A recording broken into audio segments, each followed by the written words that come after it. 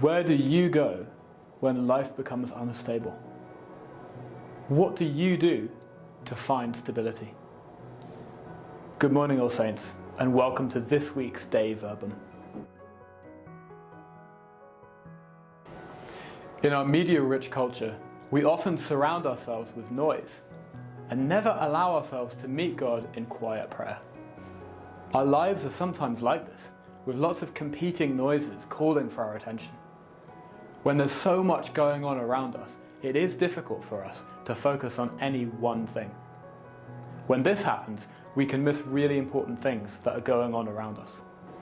Let's encourage ourselves and each other to use this season of Lent to seek out time to listen to God through prayer and to listen to ourselves and others.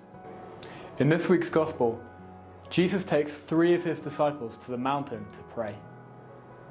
Why do you think that Jesus went to the mountain to pray? It's because it was quieter there. He was taking some quiet time away from the crowds that used to follow him wherever he went. Let's listen to this Gospel to see what we might find if we take some quiet time away from the noise of our busy lives. Jesus took Peter, John, and James with him and went up a hill to pray. While he was praying, his face changed its appearance and his clothes became dazzling white. Suddenly 2 men were there talking to him. They were Moses and Elijah, who appeared in heavenly glory and talked with Jesus about the way in which he would soon fulfill God's promise by dying in Jerusalem. Peter and his companions were sound asleep, but they woke up and saw Jesus' glory and the 2 men who were standing with him. As the men were leaving Jesus, Peter said to him, "Master, how good it is that we are here. We will make 3 tents, one for you, one for Moses, and one for Elijah." He didn't really know what he was saying. While he was still speaking, a cloud appeared and covered them with its shadow, and the disciples were afraid as the cloud came over him.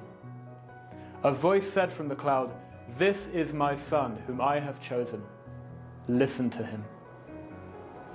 When the voice stopped, there was Jesus all alone. The disciples kept quiet about all this and told no one at that time anything that they had seen. What happened to Jesus during this time of prayer? His appearance changed. He was transfigured, and the prophets Moses and Elijah appeared to him. What are Peter, James, and John doing while Jesus is praying? They were sleeping. And what did they see when they woke up? Jesus in glory. Not only did God show Peter, James, and John who Jesus was, but he also told them to do something. What was it? He said, "This is my son, listen to him." So All Saints, during Lent, we're going to slow down and seek out time for quiet prayer. In silence, we can be more attentive to God, who wants us to follow his word and example. And by doing so, we can be more easily of service to others around us. Our Lenten practices of prayer, fasting, and almsgiving help us to listen and follow Jesus more faithfully. If you find yourself in need of some time out for quietness, visit the school chapel. The chapel is always open during break and lunchtime, and you're always welcome to use the chapel to find peace and to make a small prayer. So as we move through this Lenten season, let us, like Jesus, go up the mountain to be with God, to find peace and stability in quiet prayer. Have a great week, All Saints.